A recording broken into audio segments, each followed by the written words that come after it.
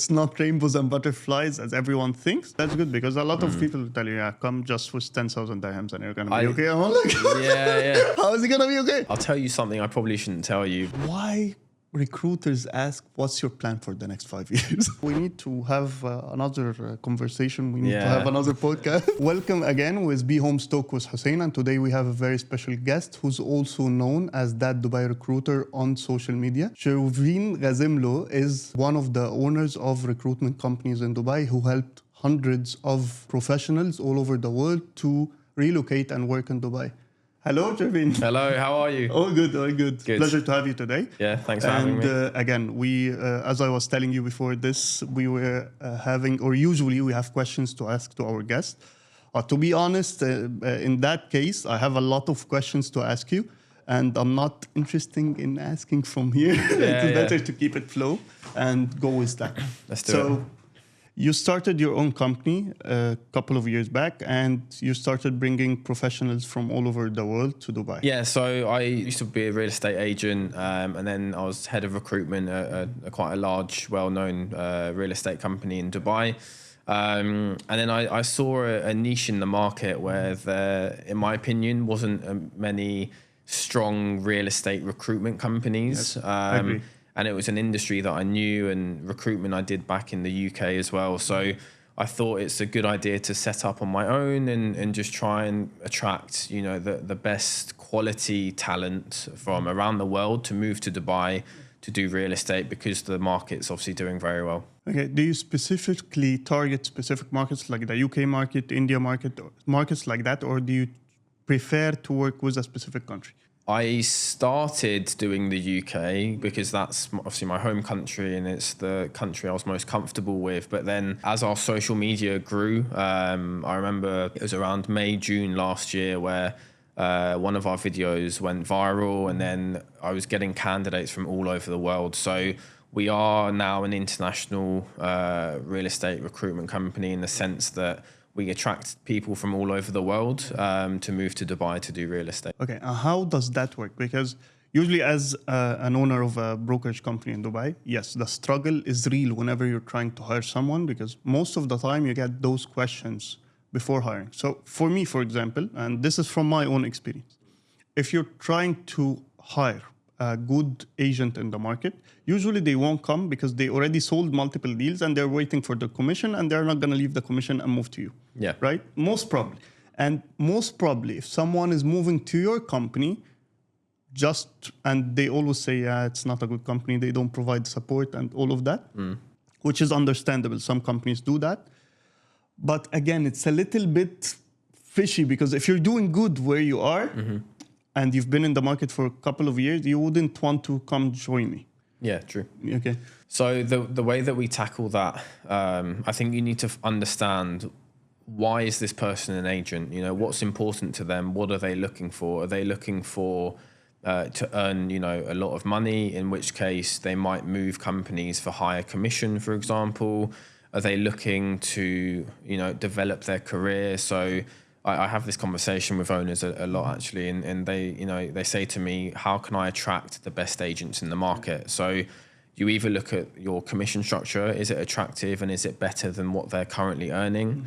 You look at career progression, so are they in a team of, you know, 10, 15 people that have maybe been there longer than them, and for that reason it's difficult for them to become a team leader or area manager, for example, in which case, you know, if you offer something at that level and they're qualified to do that job, then again, it's attractive for an agent. Or, you know, do you look at the company culture? You know, maybe they have potential, but they're unhappy with the restrictions a certain company might have. And if you give them a bit more flexibility with your brand and your company, then they'll progress and they'll do well. So they're like the three most important things, I think. I believe in flexibility because it makes sense if a real estate agent or a salesperson at the end of the day have more flexibility and they understand that professionalism is important and you need to be like there on time, you need to go to meetings, you need to earn money. You're a partner in this company, you're not an employee. So I believe, yes, you need this freedom and like you need to go around, you need to find more clients. To make connections and so on. At the end of the day, we're partners, so everyone needs to make money and not push them. Because I see a lot of companies, like they force their agents to stay in the office from 9 to 5, and I don't understand how are they going to sell. I don't get it, to be honest. And this is important, yes. But you spoke also about the commission scheme. For me, to be very fair, it makes sense 50-50 because as a company, you are paying a lot of expenses that's hidden. A lot of real estate agents and brokers don't know it and not aware about. That's why whenever they start their own business, it fails. Some of them, I'm not speaking about all of them, because a lot of them are very successful and many of them are not. Like they open the company, they figure out that the expense is too high by for the company. And this is creating an issue in the market. That's why you're going to find some companies saying, yeah, I'm going to give you 70%. We've even seen some new companies who used to be specialized only in marketing are now opening real estate companies, doing videos for their team and giving 90% commission. For me, this doesn't make sense, to be honest, but I want to listen to your point of view about it. Yeah, so going back to the flexibility, I think from the business point of view, it makes sense to have people in the office, but I was also the training manager in my previous job, and I'm a strong believer as well that, you know, if you're an area expert, you need to go to your area, sit in the coffee shop, sit in the local restaurant or whatever, and become the person that people recognize in your area and become, you know, for example, if people are looking to sell, they'll think, oh, I'll go to Shervin because he's always present in the area. He knows what's going on, and you find out little things about the area that you wouldn't do if you were sat in the office, for example. Exactly. So yeah, I'm a big believer in flexibility as well. With regards to the commission, I know companies in the market that their way of working is actually a little bit different. So they might target one or some of the best agents in the market, and these agents are doing 3 to 5 million a year consistently on the board, but they'll offer them 85-90%. They probably will not profit a lot from that agent. However, having the name of someone that big joining your company will attract more, mid-level agents, right? Yeah. So agents that are doing 1 to 2 million a year, these agents will come in, and that's where the company will profit. So different companies have different views. You've got the larger ones that will offer 50-55% and they have the name and the brand. Then you have other companies that may offer, higher commissions, but they won't profit from that agent, but they'll profit from, indirectly from other people that will join because of this one person. But the commission schemes make more sense. Like, for example, if you close from this amount to that amount, I'm going to give you this. From this amount to that amount, I'm going to give you this. And if you close more, yes, you can reach up to 80 and 85. Yeah. I do understand, but not from day one. Because I get some interviews, for example, when an agent come. And they tell you, I want 75. And I was like, why would I give you 75 if I can't see your record, how much you closed every month? And you're just asking or demanding 75. I can give you that if you reach this amount. If yes, then I'm very happy to give you the position. If no, then it doesn't make sense. And it comes from my point of view and from my experience, because I'm not a recruiter. I'm a salesperson who happened to be a manager, then a director, then opening his own company. So I do understand that you need to be a specialist. That's why companies do hire recruiters and get hiring managers. But at the end of the day, how can you decide if it's the right way to hire this specific person, specifically in the real estate market, especially with agents who doesn't have single experience in today's market, and everyone doesn't know anything, and still companies are hiring? So I think what you find with agents is that because the market's doing so well, they are spoiled with choice. And, I think from the agent point of view, they might think that, I've got this offer here or that offer there, where it's 75-80%. But I think what's important for the agent is that you need to look at the back end of the company as well. So do they have a good reputation? Do they have good training, ongoing support, marketing, for example? Because, someone might offer you 80%, but you might be getting more leads in one company than another. So it's better to have, 50, 60% of a company that's offering you more rather than 80% of a company that's offering you less. So it's difficult for agents, I think, to maneuver in the market. But again, that's where maybe a recruiter is a good idea. You speak to someone who's present in the market. We currently work with, I think, 50 plus companies in Dubai real estate. So we know what each one is offering. We have people that have gone there and obviously given us feedback about the companies. And from our side, we try to work with the best agencies in the market so that, it doesn't fall back on us. And, someone says, you've sent me here and it's not what you said it was. So, it's important for the agent to choose wisely when they are looking to join companies. Perfect. Thank you for sharing that. Okay. So from your point of view, again, because you mentioned training, which is something I do believe in. I give training for specific brokerage firms or a developer because it's my specialty, and I'm also a holder of the neuro-linguistic programming certificate. So I know how to connect sales with this method in order to build this kind of rapport with my clients in order to have better connection and do better sales in the future. A lot of brokerages in the country right now are not focusing at all on training, which from my point of view is a no-no. If I understand that this company doesn't have a training program, I wouldn't join it. What do you think about that? I think it's very important for agents to adapt. And I think having a company that supports that is important. So I know there's a lot of agencies that maybe their managers haven't done real estate before. And I just think to myself, it's difficult for an agent to learn from someone that hasn't done the job. Yes. And if I mean, even my own company in recruitment, all of my recruiters have come from a real estate background because I think it's the best way for them to share their experience with people that we're hiring from abroad, for example, because they've been there and they've done it. And the same goes for real estate companies in Dubai. If you're joining a team where, your management haven't been there and they haven't done it, then it's difficult to pick up the right traits. And you might then turn to the best agents instead to learn from them. So I think training is important, but not just, a week or two of training. I think ongoing support is consistently, like at least once a month in order for this specific agent to get to understand everything. Exactly. I get this question a lot. You know a lot of numbers. I've been there for more than 10 years. So it's a decade of learning. So for me, it's easy to pick up new projects because I'm just adding to whatever I know. So I understand that this area price point was this, then it became this. Etherbat went up or down.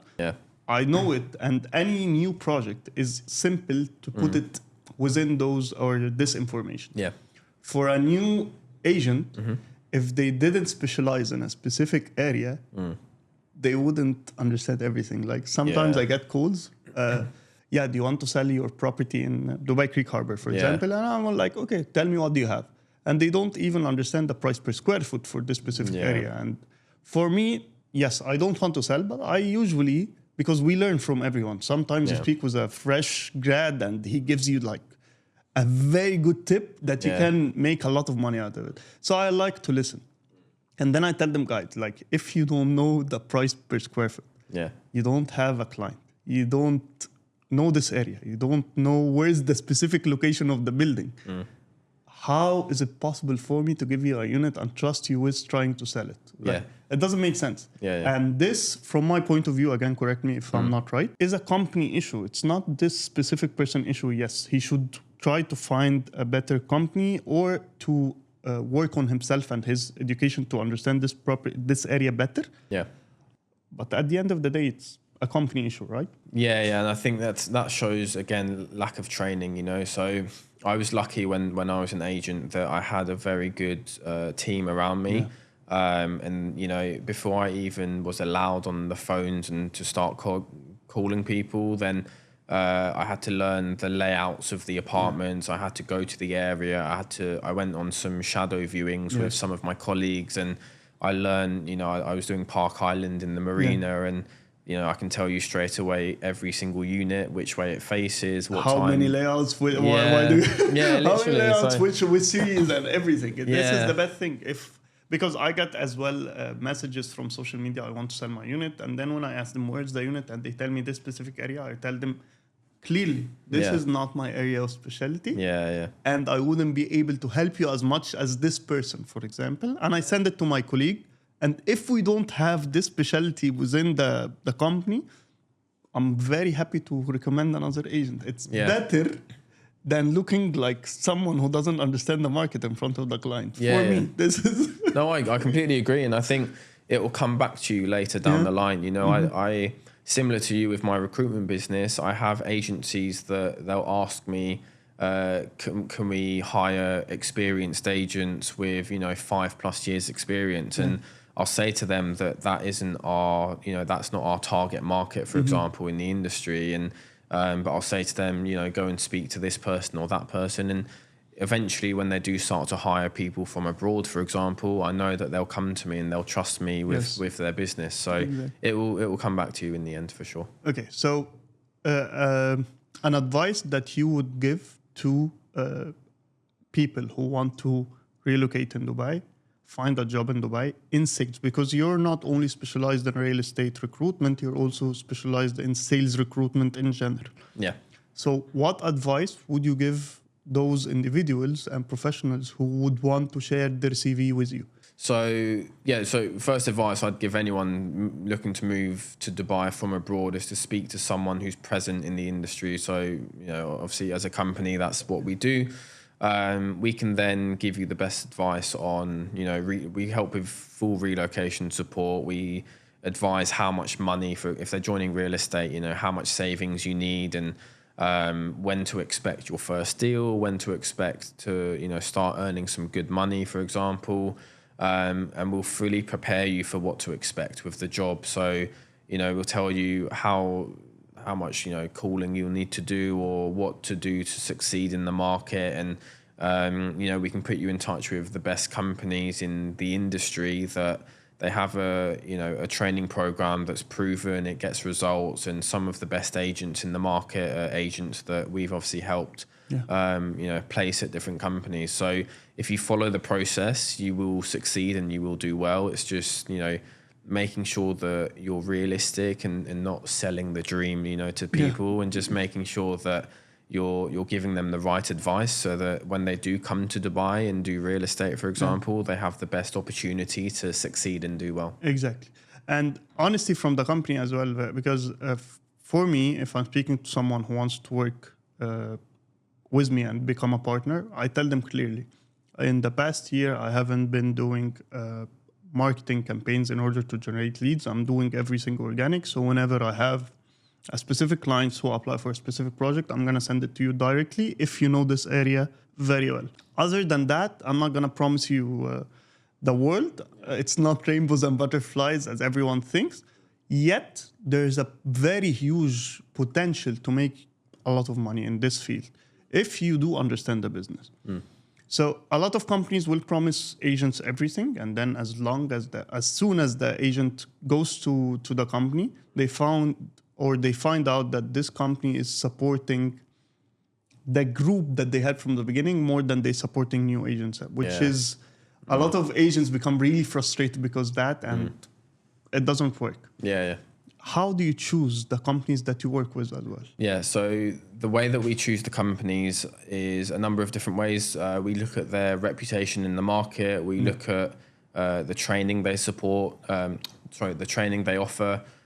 We look at the marketing they offer as well, because we don't want to just earn money. We want to make sure that people that are coming here and moving to Dubai and spending their time and money to get into real estate, we want to make sure they're given the best opportunities to succeed. And every company I work with, I have a very good relationship with the owners of the company and the recruiters at the company, for example. So I go in and meet them once a month at least, just to make sure, everything's going well. I'll meet candidates as well, and just I'll get feedback from people that we place at the companies just to make sure that, everything the company has told us lines up with what they're offering the candidates as well. So the way that we work is that we want to build long-lasting relationships, and the best way to do that is to be honest and work with honest people and work with honest companies out here that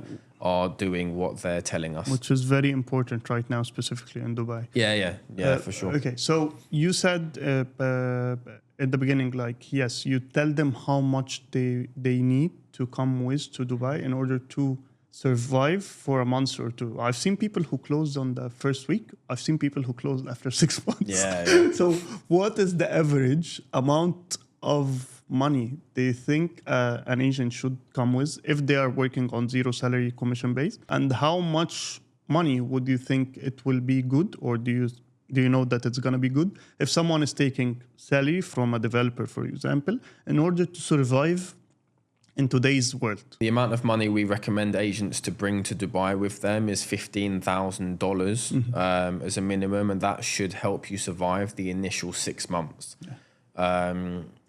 I'm sure you're trying to work out the maths. In that 6 months, you should be doing more than one rental. You should be doing most likely one sale, in which case it will top that up. And then I think after 6 months, you then you understand the industry, you understand the potential to earn, life-changing money. And then, you can think to yourself, is this what I want to do in the long term? Or if it doesn't work out, then at least by that stage, you would have realized what you want to do. So we always recommend $15,000 for the initial 6 months. That's good. That's good, because a lot of people tell you, come just with 10,000 dirhams and you're going to be okay. I'm like, how is it going to be okay? Yeah, literally. I came myself with £5,000. And that wasn't enough. I had to borrow money from my parents at the time, but luckily, after 3 months, I started to do deals and make money, and ended up obviously paying them back, and it helped me survive, right? So everyone's different though, some of the best agents I know now, they didn't do deals for 3 or 4 months, and I was lucky enough, I did a deal in my first month, but it's not... I think in our intake, 2 out of 10 of us did a deal in our first month. I'm happy you said that you were lucky that you closed in the first month again. Yeah. I was lucky as well. I closed in the first week. When I joined one of the developer. Yeah. And this developer training process, they're one of the best, to be honest. When it comes to training in sales, they're one of the best in the market. And one of the training that we got is to go to competitors and know the price per square foot for similar areas, and what makes their product better and what makes other projects better, in order to speak with the client with facts. Yeah. And this helped me a lot, because now I can tell, okay, this project is good because of this, the quality is this, the quality is this. And for today's market, most of the qualities are the same, because everyone is using the same contractors. So the quality is the same. It's only the name of the developer now that matters, the delivery date, and how easy are you going to sell this project in the future to make money, for example. So right now, for example, if I need to work in Dubai, I'm sending the CV. I see a lot of CV. I see colored CVs. I see CVs with pictures. In some industries, you don't need the picture. Yeah. But in your, from your experience, is it better as an agent or a salesperson to put my picture on the CV, like the hotel industry? It's better to leave your picture, because how you present yourself is important in this specific industry. 100%. Yeah. So I love a picture. I always tell people, if they ask me, please put a picture on your CV, because it, like you said, it shows the client or the real estate business. It shows them what sort of person you are. It shows, I know it's hard to understand, but it shows your personality. It shows how you come across. And, at the end of the day, people or good recruiters will do their research. They'll go on your LinkedIn, where you should probably have a picture. They'll go on your Instagram just to see what sort of person you are. So it won't harm you to have a picture. I know there's, like you said, professional certain jobs. One, because again, we see this picture. Oh yeah. God, I've seen some like one guy sent me a CV and he was just on a night out with his friends and that was the picture in the CV, right? Okay, so that's a Google. Yeah, exactly. It shows a lack of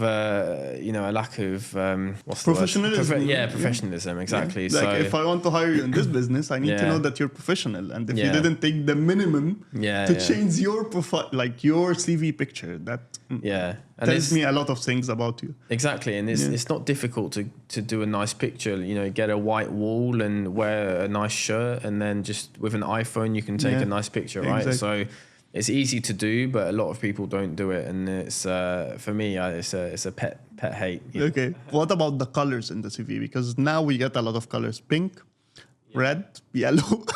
Specifically, I'm not generalizing. But it's more from ladies than men when it comes to a lot of colors. Men usually put black. And again, I'm not interested in the colors. I'm interested in show me keywords. Show me what are you focused on? What's your strengths? Yeah. Is that true for recruiters to understand the CV better? What do you focus on when it comes to a CV? Which keywords are you looking for? I'll tell you something I probably shouldn't tell you, but as a recruiter, or most recruiters that I know, they don't read the full CV. Okay. They just look at the key points. They look at the highlighted areas, the bits in bold, what have you done for work? How long have you been there? All the bullet points underneath. If it's a big, massive chunk, then they probably won't sit and read through it unless they're specifically looking for, a specific type of role or job that you've done. Then, you need to read it in depth for something more technical. But for something like real estate, we want to see, how long have you been at your last 5 or 6 jobs? Do you leave after 6 months every time? Because for me, that's a red flag. And that shows that, either you're being let go because you're not working hard enough, because probation periods are usually 6 months, or, you have a problem with the companies that you're choosing and working with, and you're not taking enough time to care about your decision when it comes to finding a job. So, you look at the length of time they've been in work, what they've done for work.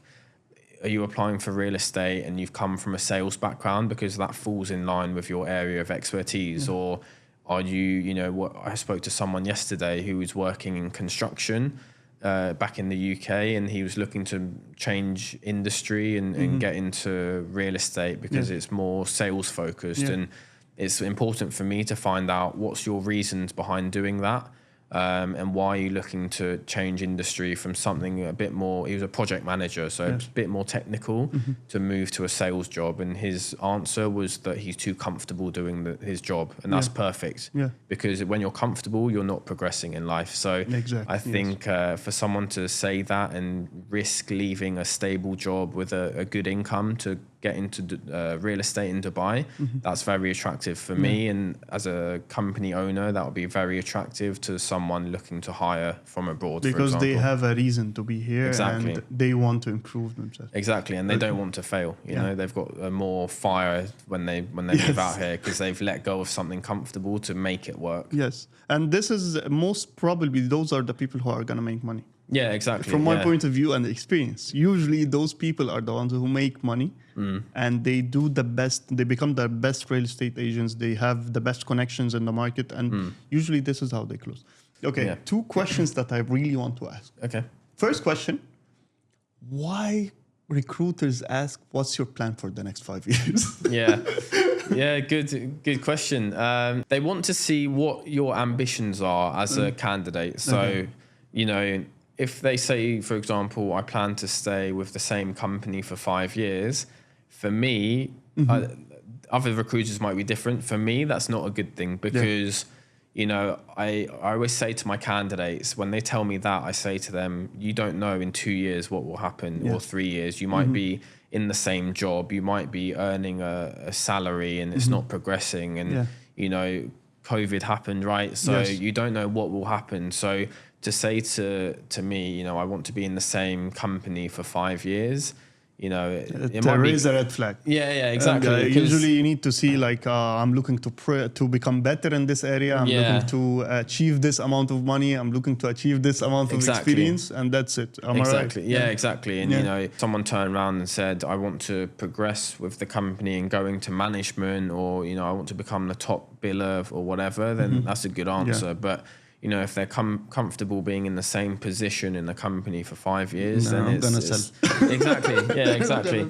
I mean, real estate might be different because if they're doing well as a real estate agent, then why would they need to become a manager? Because managers probably, or they should earn less than the agent, right? This is a very good topic, to be honest, because I believe that a salesperson have an expiry date. Yeah. Correct me if I'm wrong. Yeah. Okay. So after a couple of years, you need to either promote this person if you have the managerial skills, or let go. Because at the end of the day, cabin crews, again, from my experience, cabin crews, sales agents, and telesales have an expiry date. After a while, they become so comfortable with where they are, and they don't care. Like, for example, and I don't mean it in a bad way. Yeah. Fresh agents in the market right now are doing a lot better than many, not all, than many experienced agents. Yeah. Because they have the drive to work harder, to close harder, to be like this person and everything. Yeah. Most probably, an agent who have been in the market for the past couple of years, they have this kind of, first of all, they will tell you, nah, this client is not going to buy. A new agent will always try to find a way to make this client buy. The other one is going to be like, okay, he's asking too many questions. I'm not interested in that because it doesn't seem that he's going to buy. They created this experience where they can judge people, and this is not helping them anymore. Yeah. Does it make sense? Agreed. Yeah, no, completely agreed. Obviously, agents that have been in the market longer, they have more contacts and connections, so maybe they don't need to work as hard. However, I completely agree. I think agents that are newer to the market, they work a lot harder because they've got more, they've got more reason to. They've got more risk involved with the job. Something that's interesting as well is I know some of the top companies in the market, the reason they hire 20, 30 people a month is that because they know that the agents that are newer to the market, they work harder. So they'll come in and they'll be calling 100 people a day. Yeah. They add data to the CRM system, which in the long term benefits the company, because as soon as that new person, let's say they come in, they do 100 calls a day for 3 or 4 months. They add data to the system and then they leave. It might not work out and they might not enjoy the job. They leave and then someone else comes in who's new, fresh, hungry, and they keep adding data to the system as well. In the long term, it's the company that benefits from that. So their mindset is a bit different, and that's why they hire people that are newer. All in all, I think the hunger is there, and then after a year or year and a half, you might be a bit more relaxed because you've made good connections with people, you've made good contacts, and these people will continue to buy from you as well. Okay, perfect. Okay, so one more question from my side. Yes, I believe we should do another another one of that because the conversation is so interesting. Yeah. Is it all about the company when it comes to marketing, or the agent and the salesperson need to work on themselves? Very good question. It's a mix. It's a mixture, to be honest with you. I know agents that have got, social media presence. They've got 20,000 followers or whatever on Instagram, and I know that they don't get any leads from the followers, and they don't get any deals done from it. I know on the flip side, agents that have got 3,000 or 4,000 and they get leads from it. It completely depends on the target audience that you have and the target market, and you need.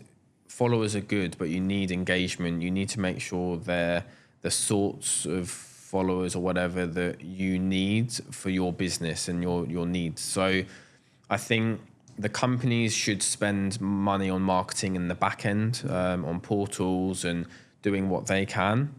And then I think it's important for the agent to have a personal brand, and I think it's important for them to connect with their audience on social platforms, for example. LinkedIn, Instagram are probably the main ones. because when someone does come to buy or sell in Dubai or in their area, they'll be the go-to person. They'll be the one that's known in the industry and in the area. Yes. To be from my experience and what I usually do. So I tell my colleagues and partners, like, for example, if you don't want to spend on your own marketing, do marketing. If you close from this marketing, I'm gonna return the amount that you paid in order to promote yourself. You're not promoting the company. You're promoting yourself, and this is very important right now. If I'm gonna give you, like, I'm gonna be exaggerating right now, but it's the truth. If Cristiano Ronaldo, who has zero experience in real estate, and I, who have more than a decade of experience in real estate, both stayed in a place, and I said, guys, this project is really good, buy it. And he said, let's buy this project. What's going to happen? He's going to sell more than me. Famous will always be better when it comes to connection and getting more leads and data than someone who's just very good in his job. Yeah. It doesn't work like that. You need to become more famous in order to attract more clients from different areas. Like, I was in the UK 2 months back, and one of the clients recognized me on the plane, and he sent me a message. I saw you on the plane. Nice. I want to buy a property in Dubai. Yeah. Let's meet. Okay. And yes, it works. I was in Georgia with my wife, where a person stopped me, and he was like, "You work in real estate in Dubai? Let's." Oh, nice. Yeah. Okay. It makes sense. People need to know you. First of all, again, from my own experience and review, as someone who's popular, first of all, people would want to buy from me or from someone who have more followers than me. Yep. The second thing, they believe that I will never sell them something bad because I care about my reputation more than another person. Agreed. So this is important. And I've seen that every single company now is doing it. And they focus on personal branding, not company branding. Yeah, true. And because people are interested in you, not the company. Yeah. And if you look at marketing strategies as well, first you gain, you tell people what you do, and you kind of get them to trust you, that you're an expert in your industry. And then the next stage is usually build trust with your audience, and make sure that they know you're an expert. They know that they can trust you. They know what you get up to, and you're a normal person. Yes. But when they have that trust, they're not afraid to message you. Let's say you advertise a project on your Instagram, they're not afraid to respond and say, "Hey, I'm interested in this project," or "I'm interested in finding out more." And then as an agent, that's a warm lead, right? Exactly. And I actually went to a sales talk a couple of weeks ago with, do you know Daniel G? The very good sales guy. I don't know, from America, right? So he was in Dubai, and I went to the talk, and he basically was saying that, it's very good to build a personal brand and build your social media, but if you post a video, a lot of people don't realize that you've got probably 100 people like your video. You've got 100 leads there that you can target because you've posted a video about a project or this or that. Message all 100 people and just say, "Hey, it doesn't need to be a hard sell. Hey, how are you? I noticed you like my video. Do you have an interest in Dubai real estate? If you ever need a hand, feel free to reach out." And it just opens the dialogue, and then whether they're interested. More people as well, more famous people. Do you know who followed me yesterday? Yeah. And I was like, he definitely wants to buy something. Remember Shaggy? Shaggy. Oh, Mr. no way. Yeah, Mr. Bombastic. Like, is that the real account? Then I went inside. I was like, yep, that's the official account. And I was like, imagine I can reach those people. Yeah, exactly. Without even, like celebrities, without even doing an effort of trying to reach them through someone, to call someone. Yeah. And he just followed me. Good. Yeah. So I was like, Yeah. social media power is very important nowadays. And a lot of agents are not doing it. We need to have another conversation. We need to have another podcast because a lot of things needs to be said here. Thank you guys for joining us today.